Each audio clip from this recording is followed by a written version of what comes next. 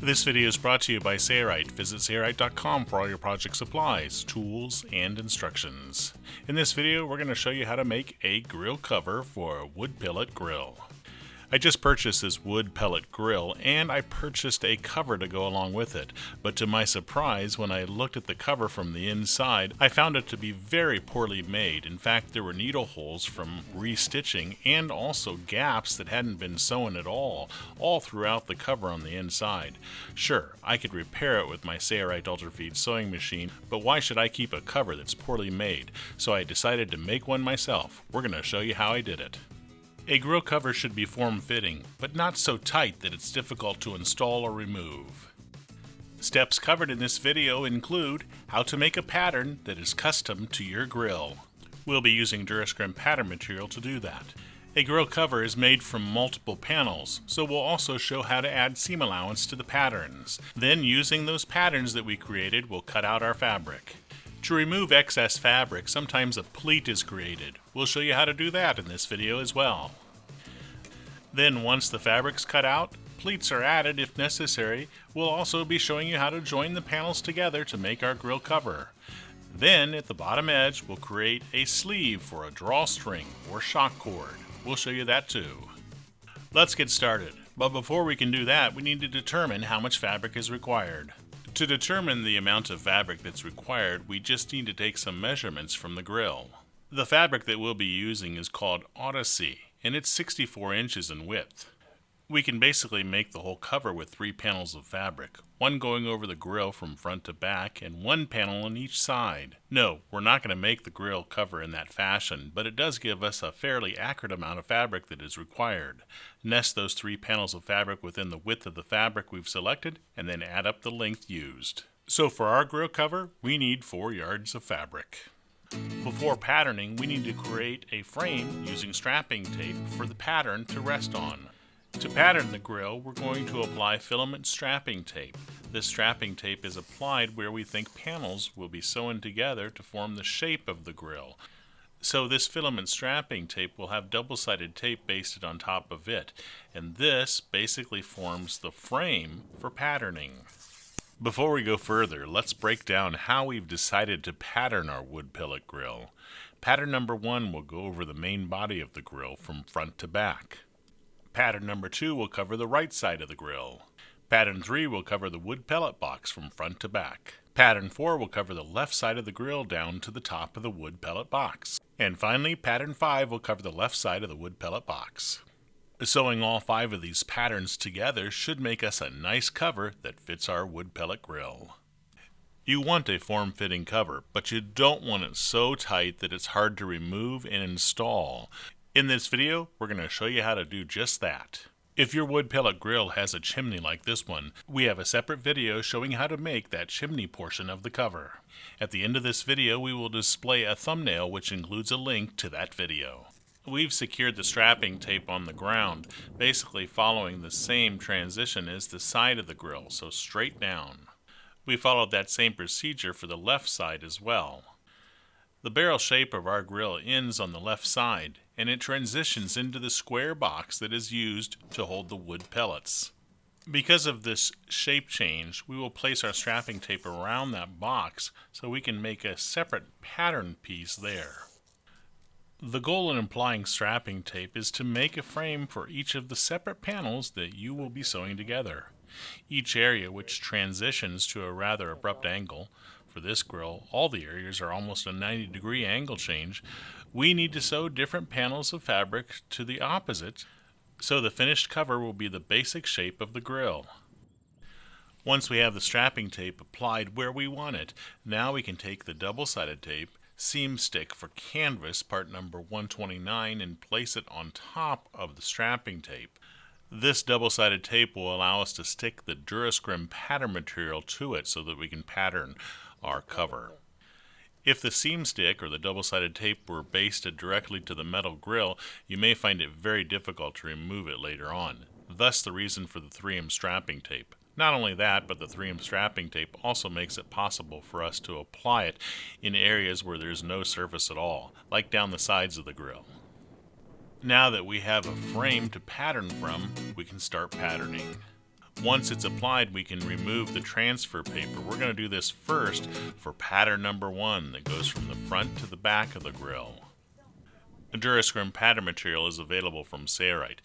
We've cut a piece of Drawstring pattern material, obviously bigger than the area that we're going to be covering, but we don't want it to be too large because it makes patterning difficult. We've folded it in half, and I have a second helper that's helping to hold the pattern material away from the double-sided tape as I position the folded portion at the top of the grill. Then, as my helper continues to hold the pattern material away from the double-sided tape, I will carefully baste it in place about a quarter way down the front of the grill. Then I'll work to the back side and do the same. What I'm trying to do is get out as many wrinkles as possible, but not be too particular, because remember, we want a grill cover that's easy to remove and install. If it were too tight, it would not really be used. We want it to be used every single time. Now we'll work at the front of the grill and baste the pattern material in place. Notice that the wind accidentally blew our pattern material up against the tape. The beauty is that you can unstick it and reapply it, but you have to be careful not to disturb the strapping tape that's adhered to the ground. Now there is a lot of shape at the handles, and because of that there's excess fabric. So I've decided to create 2 pleats that are to the left side and the right side of the handle. To make a pleat, we just fold the excess material in. We want that to look pleasing, so we're going to try to do it at the same location on both the left side and the right side of the handle. So here we will sew in a pleat to take up the excess material to make it a little bit more form-fitting at the handle of our wood pellet grill. Once our pattern's in place, we're going to start marking around the perimeter with a Sharpie marker. We're going to use a Sharpie marker here and mark the outer perimeter of the strapping tape. Here we're marking at the front edge. Now when we come to the pleat, what we want to do is we want to create a line on both sides of the fold. So that line should be directly on top of itself. And we'll continue marking all the way down to the ground, so as not to get confused and to also know what side of the pattern material is the outside and the inside. We mark the left side and the right side. Here we're marking that pleat on the right side of the handle, just like we did on the left side. Then we'll pattern this side as well. Though our seam allowance will be a 1/2 inch, we want to add a 1 inch seam allowance here. This is on the right side of the grill. That way our cover does not fit too snugly that it'll be difficult to remove or install. Where the pattern material meets the ground, we will use our Sharpie marker and mark a line there as well, at both the back side and the front side of the grill. No seam allowance will be added to the bottom edge because we will create a sleeve there, and we don't actually want the cover to be touching the ground anyway. In preparation for pattern number 2, which is on the right side of the grill, we will place basting tape on top of the pattern material that we just patterned from. We will not remove the pattern material, mainly because we don't want that strapping tape to accidentally come loose. We need match-up marks for opposite panels. So at the top of the grill, someplace close to the center, we mark a line called the center line. We use the grill cover to indicate where that line is on both the left side and the right side. Now we can remove that basting tape that we applied to the right side of the grill, right on top of our Drawstring pattern material. Now we could cut away some of the excess of the pattern material, which would definitely make our patterning a little bit easier for this right side panel. But we did not. We folded this pattern material in half lengthwise, and we placed the fold at the top of the grill along the center line. Now we'll carefully baste it in place. Our goal here is to lay the pattern material flat on the right side of the grill. Even though our basting tape is 90 degrees to that, we actually want that panel to be flat up against the side of the grill. Patterning is always easier with a second helper. Here the pattern material needs to be unbasted slightly because the pattern is not laying flat on the right side of the grill. Now we'll rebaste it in place until we're happy with the way the pattern number 2 is resting on the grill. Cutting away some of that excess would have made it a little bit easier, but the job can still be done. Nice. Now we can start marking. Don't forget to mark your matchup marks. At the top of the grill, this is the center line. We need to make sure that we transfer that to this pattern as well. Here's the front and the back, and now we'll also know what the right side is, or the outside, and the inside of our pattern material is. We want to mark along its edge directly on top of the mark that we made when we patterned the first panel. I went right on top of that line, this one there.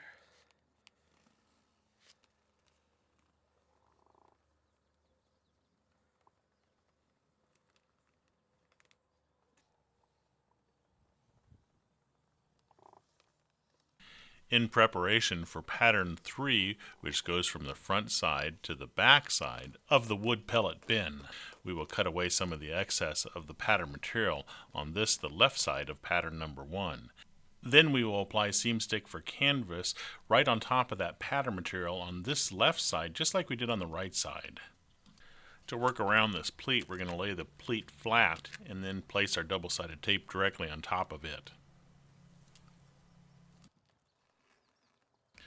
We'll peel off the transfer paper, revealing the glue. Then we'll cut another piece of Drawstring pattern material to the approximate size so it can come from the front all the way over the top and to the back of where the wood pellets are stored or kept. This pattern was cut large enough to actually attach to the first pattern, number 1, along the sides. We don't believe we need to create a separate pattern going vertically at the internal corner where the grill body meets the wood pellet box. However, at the top of the wood pellet box, we will create a half moon pattern there because there is a lot of shape. But along the sides, we're actually going to pull the pattern material and attach it to pattern number 1. That's not to say that we'll use that tape that goes down vertically with the double-sided tape on it. We'll use that to kind of hold the pattern at the corner. But our main goal basically is to attach it to this strapping tape that comes down to the ground all the way on the left side, and also pattern number 1.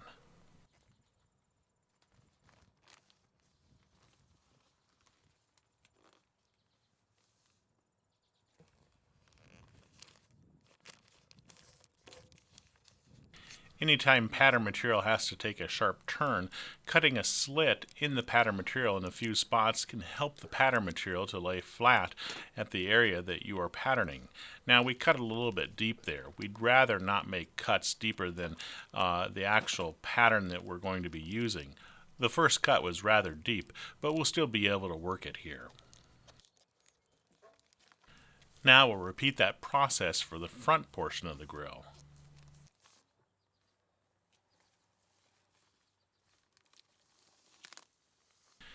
We have not yet attached it to pattern number 1. We're going to strike a line here along the ground because we basically have that where we want it. So we're going to use our Sharpie marker, strike a line. We will still be attaching it to pattern number 1. While we're here, we might as well mark the line that is on the outside of the strapping tape coming down the left side, just like we did for the previous panels. Don't forget to mark the center line. For us, this will be used as a matchup mark when joining the side panel to this one. And we'll mark it left and right to indicate which side we're looking at, and also what is the outside and underside of the Drawstring pattern material. Then we'll strike a line along the top of the wood pellet box where a 4th pattern will be created there.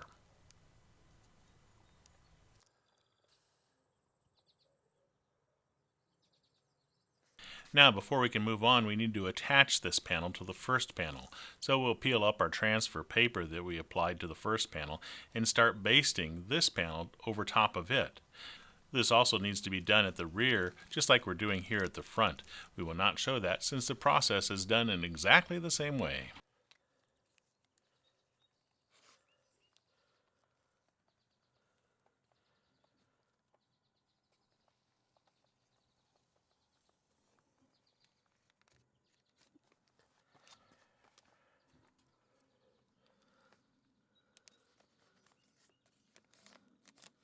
Do the same process on the back side. We're going to skip ahead. We've cut another piece of Drawstring pattern material and will now pattern the half moon portion above the wood pellet storage box. This is right along or right beside the main body. We want it to rest flat against the main body of that panel, so sometimes it's actually better to not keep it stuck down altogether. And then we will pattern or place a mark directly on top of the line that we marked when we did the pattern number 3, and we will place a mark on top of the line that we did when we patterned pattern number 1. This creates the general shape for this pattern. When we sew this to the 2 patterns laying beside it, we want to use a 1/2 inch seam allowance. So we've already marked both edges a 1/2 inch because we wanted to add a 1/2 inch of material to allow for seam allowance. We also want to transfer the matchup mark that's from panel number 1 to this panel as well. A 1/2 inch seam allowance should be added to all panels that are sewn together to opposite panels. So here's a 1/2 inch, except for the 2 sides, that is, the extreme side on the top has a 1 inch seam allowance because we want this cover to not fit too snugly. Here it'll be a 1/2 inch because we actually want to put the extreme 1 inch all the way to the outside left side. Here's a 1/2 inch, and then all the way to the other side it's 1 inch. So 1 inch on the right side, extreme right side, and 1 inch on the extreme left side. Our final pattern for the wood pellet grill is the extreme left side, and all we're going to do is measure it here. It's 12 inches, and we're going to take a measurement of the length all the way to the ground. It is 38.5 inches there. We will not pattern that since it's a perfect rectangle. But when it comes time to cut the material, don't forget that you need to cut that as well. Now we'll remove all the pattern material carefully from the grill. Because we used strapping tape and did not apply the basting tape directly to the grill, it easily comes off. Up next, we'll add seam allowance to the patterns. Then we'll cut them out. Now we'll take our patterns to a table and we will add seam allowance, and we will straighten any lines that should be straight. This is the line at the bottom edge where the pattern met the ground. Here we do not need to add any seam allowance. We will be creating a sleeve for a drawstring or a shock cord here, but we don't want the cover on the ground anyway. This is pattern number 1.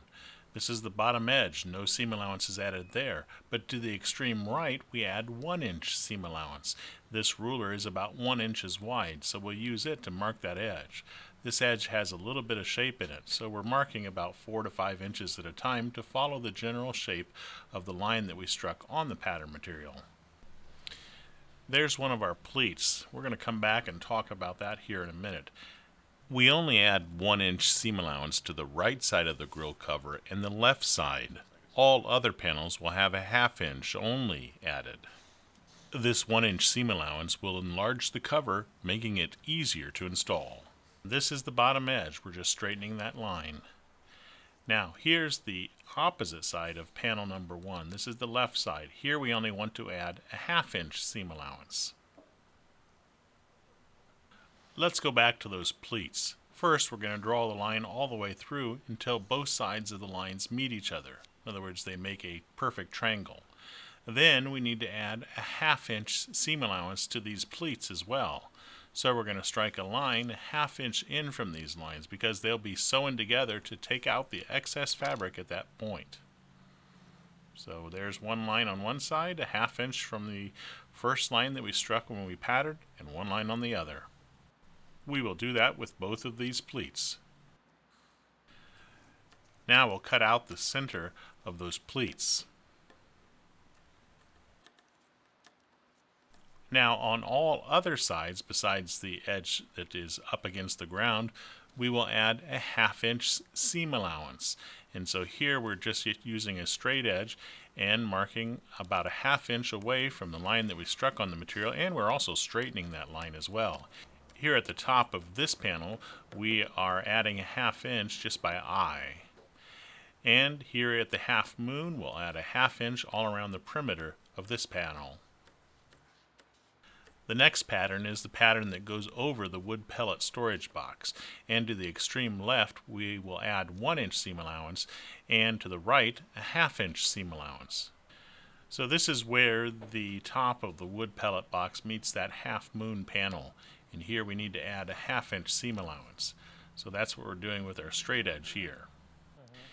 Any curves or transitions we will freehand.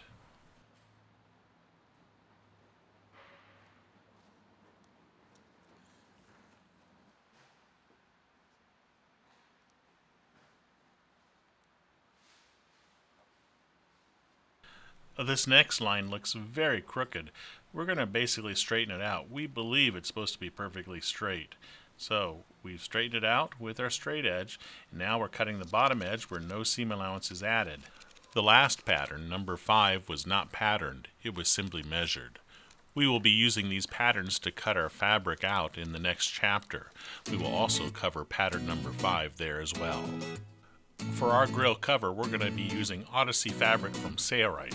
Odyssey fabric is a polyester fabric which has an acrylic coating that makes it very UV resistant. It's also very abrasion resistant and not very heavy, so it's excellent for cover like this. The shiny side of the Odyssey is the underside, so the underside is facing up. Notice our pattern is facing down. The writing is on the underside. So we can cut this out now around the pattern, and we've held the pattern in place with heavy weights. We used sandbags that we fashioned. With the material held in place, we can go ahead and use scissors and trim around the perimeter of the pattern material. Here we're cutting out a pleat. A little bit later on, we'll show you how to sew up the pleat, taking up that excess fabric. We're working on a tabletop surface, 2 tables pushed together, that is smaller than the pattern that we're actually patterning. But the beauty of this is once you've got a portion of it patterned, you can simply pull the material to the next portion that needs to be patterned and redistribute the weights. If you do this carefully enough, you won't disturb the pattern on top of your material. And you can just redistribute the weights and hopefully you won't have to make any adjustments. Now we can pattern the other portion of our material. Once the fabric is cut out, don't forget to transfer any matchup marks. Here's a center line. So we mark that on the fabric, and this is the left side of our cover. We're going to mark it left just so we don't get confused here in the seam allowance area, about a 1/2 inch from the edge. And here's the center line on the opposite side. This is the right side. It is also a good idea to cut notches where the matchup marks are. Here we're cutting a very small triangle that goes no deeper than a 1/4 inch into the edge of the fabric. That way, when the 1/2 inch seam allowance is done, it will not be visible. And here's the next pattern that we need to cut out of the fabric. It too lays over the tabletop surface, but when we're done patterning the 1/2, we'll just pull it over and pattern that 1/2 as well. Our fabric is facing wrong side up, so our pattern is facing down so that we can't read the writing. Notice that the writing, when you look through the material, is facing the fabric. Now, if you wanted a pattern with the fabric facing right side up, you would just have the pattern material lay so that you could read the writing right side up. You can do it either way. Just make sure you're always aware of which way is the right way and the wrong way for both the pattern material and the fabric. Notches are cut, materials marked. Let's move on to the next pattern. This pattern is very small, so we'll just position it along the bottom edge of this fabric and we'll hold it in place as we trace around it. Now, we did not transfer the matchup mark. We'll place the pattern material back on top of it and cut a small triangular notch there for the matchup mark. Now, pattern number 5 we didn't pattern, so we just took measurements alongside the left side of the pellet bin. We didn't pattern that because it's a perfect rectangle. So it was 12 inches by 38.5 inches in length. This rectangular panel will be sewn in along the 2 sides and at the top, so we need to add a 1/2 inch seam allowance. That means we need to cut our panel size to 13 inches by 39 inches. Then we can cut that fabric out as well. All of our patterns are cut. We're ready to start sewing. Let's start with pleats. We've opted to use 2 pleats at the handle of our grill cover. We'll turn the cover material right side up or outside facing up. On one edge of each pleat, we will place basting tape or seam stick for canvas, part number 129. Peel back the transfer paper, revealing the glue, and then we will baste outside surfaces to outside surface. Here we are applying double-sided tape to the other pleat beside it. And notice how we fold the material, so outside surfaces are facing each other. Then we'll line up those edges and baste them down. Basting tape will help hold it in place as we take it to the sewing machine and sew. When we sew this cover, we're going to sew what's called a semi-flat felled seam. In other words, 2 stitches per seam. The first stitch is placed a 1/2 inch away from the edge of the fabric. So here we're using the Deluxe 5.5 inch magnetic guide to help guide that stitch a 1/2 inch away from the edge. We do some reversing at the beginning point of that pleat and sew all the way to the end and do some reversing there. We're using the Sailrite Ultrafeed LS1 sewing machine. This is a straight stitch walking foot sewing machine. We will do that same thing to the second pleat. We will start at the edge of the fabric here and sew in towards the center of that panel, reversing at the beginning and also reversing when we reach the portion that we basted together. In other words, the end portion that we basted together. In preparation of sewing the top stitch, which is the next step, we need to determine which way the water will run off of the cover. So what's the high side of the cover and the low side? For us, the high side's on the left-hand side and the low side's on the right. So we know water will run like this. So we want our stitch to be placed on the high side of that seam. So though you can't see it, the 1/2 inch tail is tucked up and under that stitch that we're creating now. So it's tucked towards the high side of that seam. And we are sewing about an 1/8 inch from the splayed open portion of that first stitch that we made. Here we are coming to the end of the pleat. Here we will do some reversing there as well. And that completes this pleat. It also completes the semi-flat felled seam. That top stitch was placed in the outside surface of our fabric. Here's what the underside surface of our fabric looks like with that second stitch in that 1/2 inch tail. We'll now repeat that procedure for the second pleat.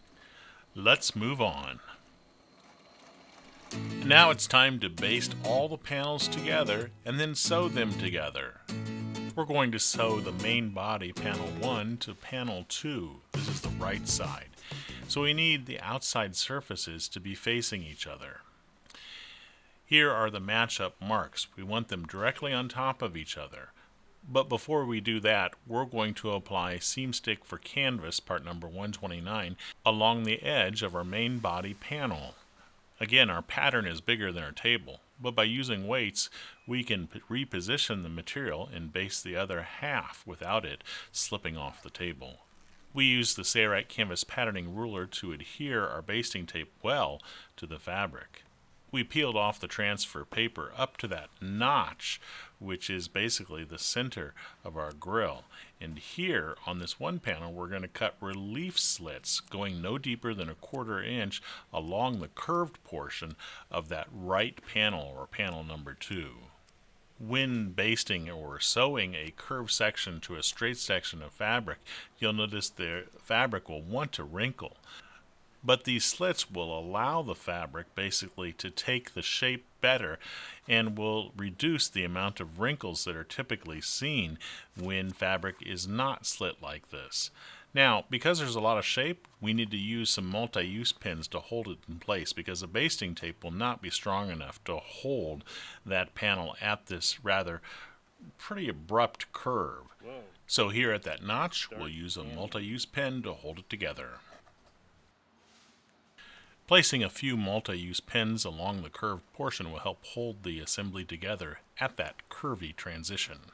Now when we get to the straightaway, they will not be necessary. The basting tape will be able to hold perfectly well at the straight portions, but not necessarily at the curves.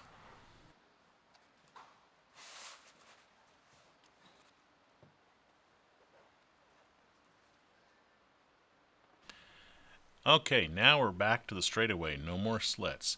All we have to do is match up the raw edges. Outside surfaces must face each other, so make sure that the outside surfaces of your cover fabric are facing each other. If your fabric that you're using does not have a right side and a wrong side, you still need to make sure the outside surfaces are facing each other, otherwise the cover will not fit. We don't expect the bottom edge that comes up against the ground to be perfectly matched up.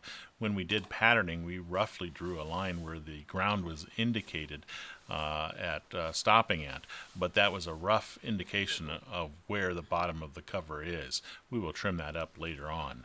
To base these two panels together, we started at the center notch. Now we're starting at that center notch yet again, doing the opposite side or end, following that exact same procedure yet again.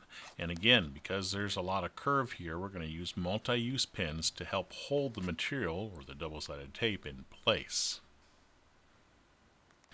Once panel number 1 and panel number 2 are basted together, we'll take them to the sewing machine and sew our stitch. This is a straight stitch, about 6 millimeters in length, a ½ inch away from the raw edge of the fabric. And to help aid in this process, we're using the deluxe 5½ inch magnetic sewing guide that's available from Sailrite. When we reach pins, before they run into the magnet, we'll remove the pins and then continue to sew. Now your only task here is to keep that stitch a ½ inch from the edge, but to also make sure that the fabric on the underside is not wrinkled up. So I'm feeling that fabric with my fingers as I'm sewing it. A lot of grill covers only have one stitch as we're sewing here. They don't have a top stitch, but we recommend putting a top stitch in, and we want that top stitch to be on the high side, which is up here. This is the main body of the panel. This will make that shingle effect so water runs off of our seam correctly. So here we're placing that stitch, the top stitch, a 1/8 inch away from the splayed out portion of the fabric. Now notice that we're pulling the fabric both left and right with our hands as we're sewing it. This will splay the fabric out along that first stitch that we created. And occasionally we check underneath the fabric to make sure that tail is facing in the right direction so that we're sewing through the ½ inch tail on the underside correctly. So this is the top side, and this is the underside. Now to the main body panel, we're going to sew that half moon assembly, panel number 3, to it. Outside surfaces are facing each other, and we line up the notches. But before we do that, we need to apply basting tape that's going to be long enough to basically adhere or stick this side panel, which is very small, to the main body panel. Now we'll peel off the transfer paper and match up the matchup marks and baste those together. We are not going to make slits in this small panel. Rather, since it's fairly small, we're going to use a few straight pins to help hold it in place, as the basting tape also holds it in place. So here, towards the middle, where the matchup marks are on top of each other, a pin was inserted. Since this panel is rather small, it will basically take the curve fairly easily because it'll just pull the main body panel in towards it. So we will use 3 multi-use pins to hold this fabric together. Then we can take it to the sewing machine and sew it just like we did with the opposite side. Now we'll take this to the sewing machine. Now we'll need to remove that pin that was close to the end. And we will sew again our first stitch a ½ inch from the raw edge of the fabric. There's a lot of shape here, so take your time. Keep that fabric up against the deluxe magnetic guide, or if you don't have that, you can put masking tape down on the bed of the sewing machine to indicate where a ½ inch is away from the needle. Here we are coming to the other end. We removed the pin there as well. And we will do some reversing right on that edge. Now we will place our top stitch. We will turn the cover so the outside surface is facing out. And we also want to place the stitch on the main body, not the side panel, so water will run off as it would a shingle on a house. So we're sewing through the ½ inch tail, which is on the underside, splaying the fabric out and sewing along the splayed out portion of that first stitch. At the end of the stitch, you'll notice some of the fabric beyond this stitch is actually folded back. Don't be alarmed by that. We'll deal with that a little bit later on in the video. Here's the top side, and here's the bottom side. Let's move on. We're going to apply basting tape to our rectangular pattern. This is pattern number 5, all the way to the left side of the wood pellet box. And we're going to apply it to the top edge and the 2 side edges, not to the bottom side. Now, we did not put a center mark on this rectangular panel, so we're going to fold that material directly in half and put a notch at the center location along the top edge. This way we know where to join it up with panel number 4, the panel that goes over top of the wood pellet holder. We will only remove the transfer paper, revealing the basting tape along the top of this panel. We'll leave the transfer paper on the sides of this panel, and we'll baste it so outside surfaces are facing each other to panel number 4. Now we're only going to sew this top portion on, and then we will sew the sides next. But this makes the job a little bit easier because we do have to take a 90-degree turn at the corners. So we'll sew the top, reversing at the beginning of our stitching and here at the end of our stitching. Now we'll take it back to the table and we'll baste the sides to panel number 4. Sometimes when basting a 90-degree corner like this, it's easier just to lift the fabric off of the table and start basting at the corner. This typically allows the fabric to take that 90-degree turn well. So we just match up the edges and we baste together about 5 or 6 inches. Then we place it back on the table and continue the rest of our basting.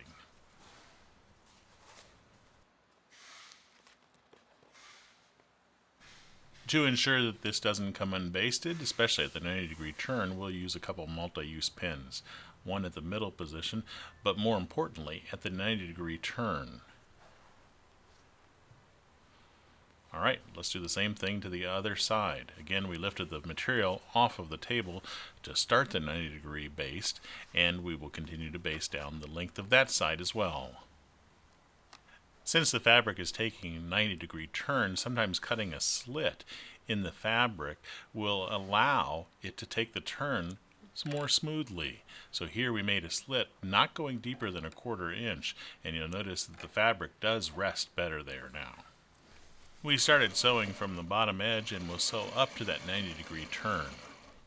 Since we're using basting tape and also multi-use pins, we don't have to worry about the fabric moving as we sew up to that top corner. If you were not using basting tape or multi-use pins, you would want to start at the top corner and sew down to the bottom edge, just in case the fabric would move accidentally. And now we're coming to that corner. What we'll do here, since we already sewed the top portion, is we will sew up to that corner and then do some reversing to lock the stitch in place. Here it is completed at the corner. Since the top is already sewn, we'll start at the next side. We'll remove the pin and sew from that corner down, following the same procedure. Doing some reversing here at the corner and then doing some reversing at the bottom edge.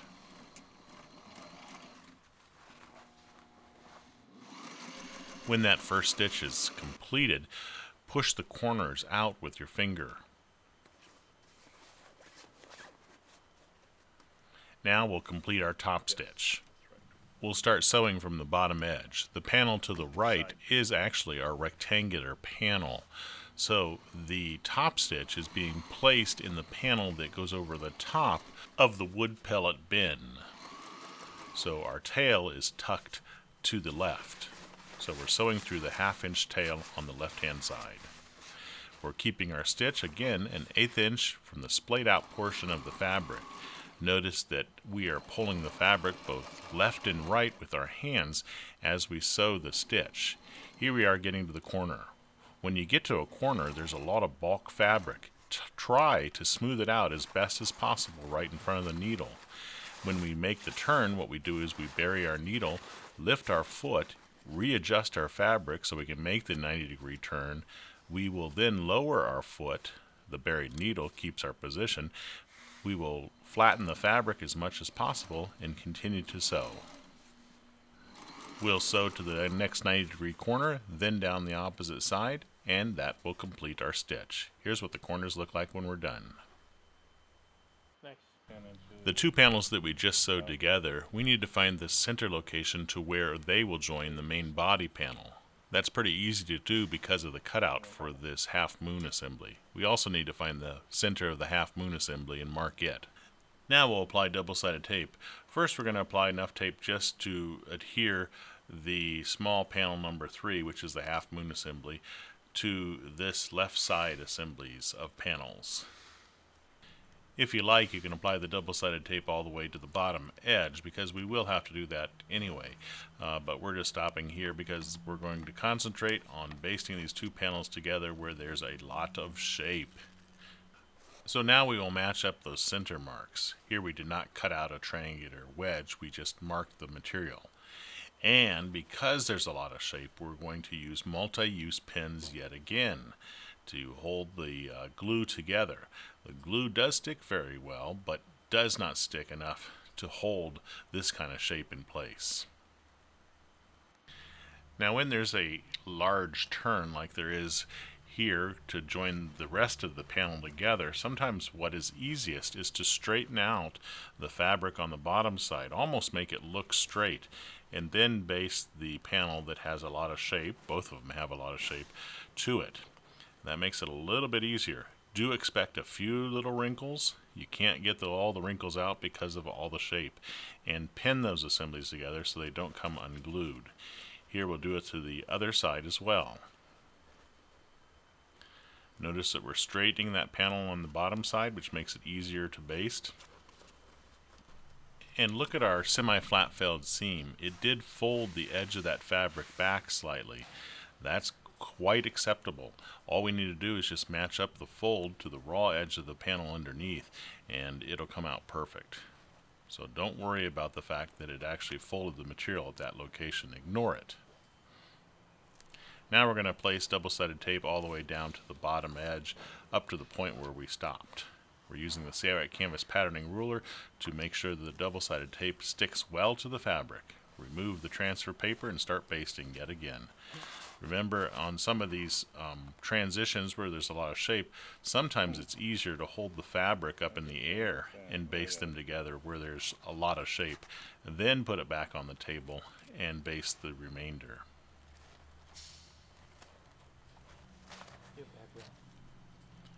Here we did not do that, but I believe on the opposite side we will actually hold the fabric up slightly as we baste it where there's all that shape.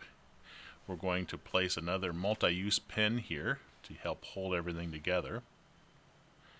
And now we'll go start basting the other side. And here you can see we're holding it up to baste that area where there's a lot of shape.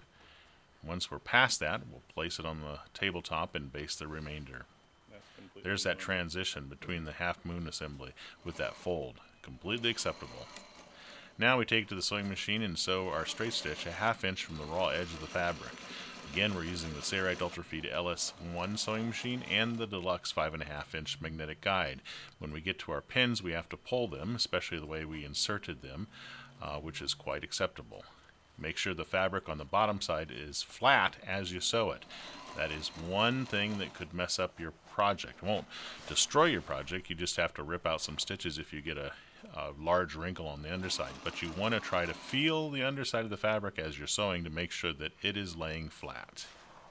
We're to the part of the cover where there's a lot of shape, and notice that we are going slowly here and adjusting the fabric as we sew.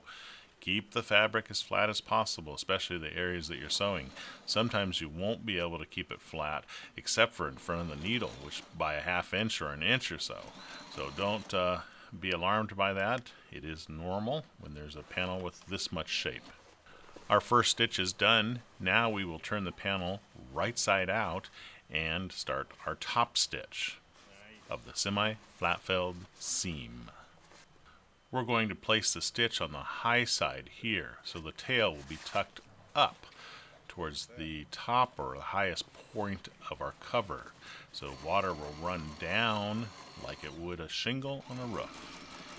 And we're keeping our stitch an 1/8 inch away from the splayed out portion of the fabric, and we're checking to make sure the tail is pointed towards the left. So we're sewing through the ½ inch tail on the underside. When you get to areas where there's a lot of shape, again, just flatten out the material as best as possible right where you're sewing. and make turns slowly. Splay the fabric out as you sew it. In other words, pull it left and right. So it is splayed out on the first stitch. Lots of shape here, lots of transition, trying to go slowly to follow the transition and smooth the fabric out right before the needle. Pretty easy. Notice the fabric underneath the arm of the sewing machine. It easily accommodates it and does not really get in our way, because all you're concentrating on is the area right before the needle. And here's what that top stitch looks like. Looks great. And here's the underside. You can see that we sewed through the 1/2 inch tail. On our grill cover, we will simply make a sleeve along the bottom edge, and we will insert a shock cord or rope to tension it. That's coming up next. Before we finish the bottom edge of the cover, let's place it on the grill and check for a fit. If it doesn't fit well, you can still make modifications. But really what we're trying to do is determine where the hem on the bottom edge should be placed for the sleeve that will accommodate our line or shock cord. Of all the panels that meet the ground, this one is the shortest, so it will be our reference for how to cut the others. Back at the table, we will use a straight edge and line it up with that panel that we've determined where we want the bottom edge to be cut. And we will basically just use that straight edge to strike a line and cut the excess fabric around the entire perimeter of the grill.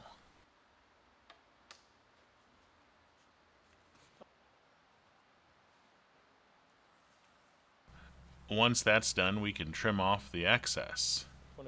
We will then apply seam stick for canvas around the perimeter and create a 1/2 inch hem. For this 1/2 inch hem, we are not going to be very picky. We're going to roughly make the edge folded over to approximately a 1/2 inch. Now if you'd like to be really picky, you can measure over 1 inch and strike a line and then fold the fabric back to that line, creating a 1/2 inch hem. It's your choice. Now whether you use a shock cord or a drawstring, you still need an opening to be able to tension that shock cord or drawstring. We're going to be using the Sailrite canvas patterning ruler, and we're going to mark a line 3 inches up from that hemmed edge.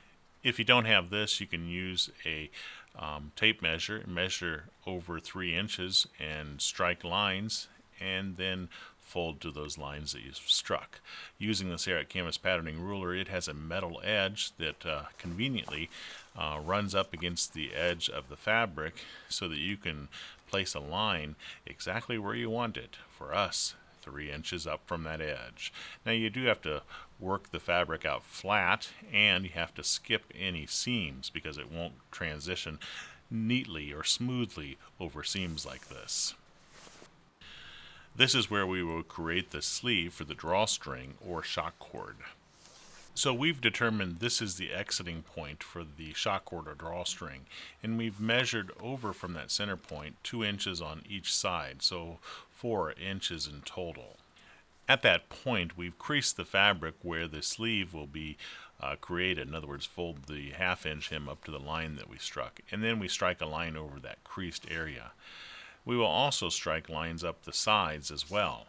We're going to be sewing a reinforcing material onto this opening so that the edges are not left raw. From the fold that we created, measure down a 1/2 inch and strike a line. Now cut out the fabric upon those lines that you just struck. Using some scrap fabric, we will now cut a square or a rectangle. Doesn't really matter the size, just make sure it's bigger than the area that we cut out. And we want outside surfaces to face each other. So the outside surface of the square is facing up, and the outside surface of the cover fabric is facing down. Then, using the multi-use pins, we will pin that fabric to that location, as seen here in the video. Placing the pins in the exact position that they are here will mean that we do not have to remove the pins as we sew this assembly together. Using the clear acrylic ruler, we will strike lines that are a 1/2 inch from the cutout area on our cover material. those will be used as a sewing reference line. Now we'll take this over to the sewing machine and start sewing that patch to our cover a ½ inch from the edges that we cut out. In other words, right on top of the lines that we struck, which were a ½ inch from the cutout.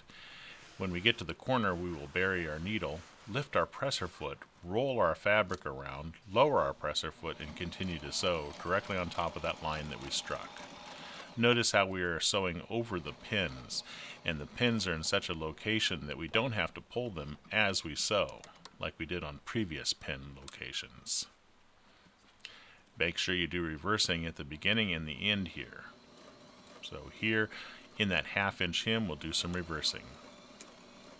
Now we can trim that scrap fabric to size. Basically, we want the bottom edge to be flush with the ½ inch hemmed edge, and then we want to cut out the section that's directly under the section that we cut out previously.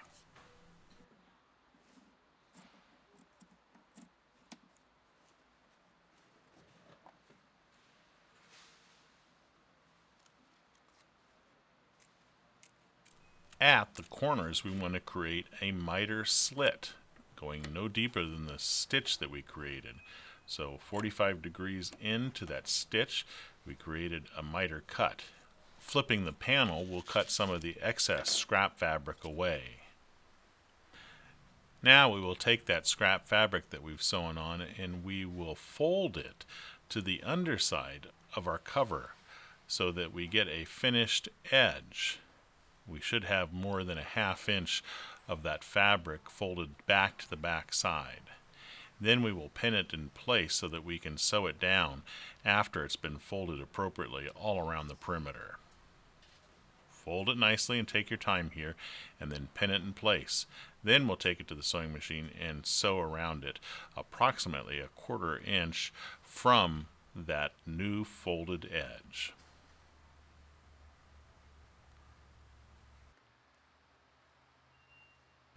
Now you can sew it with the fold facing up or the fold facing down. It really doesn't matter. We are sewing it so that the ½ inch fold, or the wrong side, is facing up, and we will sew about a ½ inch from the folded edge of this opening all around the perimeter. We will sew right over the pins that we inserted, since we inserted them in such a way that we do not have to remove them as we sew. Move your hand a little bit. Right hand.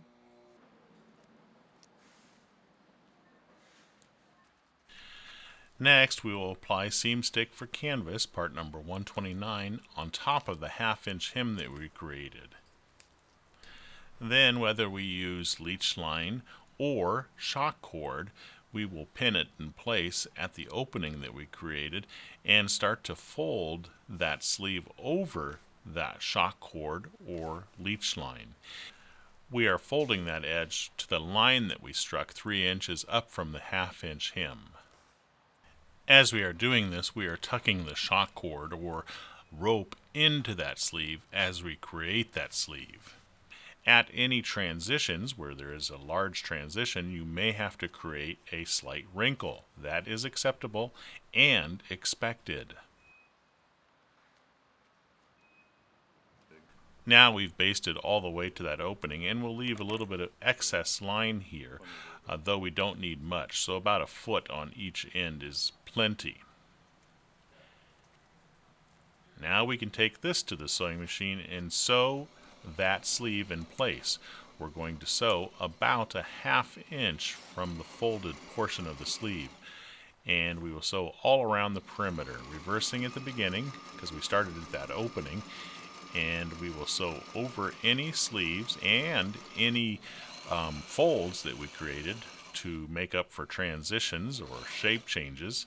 So here's a pretty big fold. We just sew right over it and continue to sew all around the perimeter. Here we are coming to the end where the opening was started. We'll do some reversing there as well. If you used line, be sure to use a hot knife like the Sailrite Edge hot knife or a lighter to melt the ends of the line to keep them from unraveling.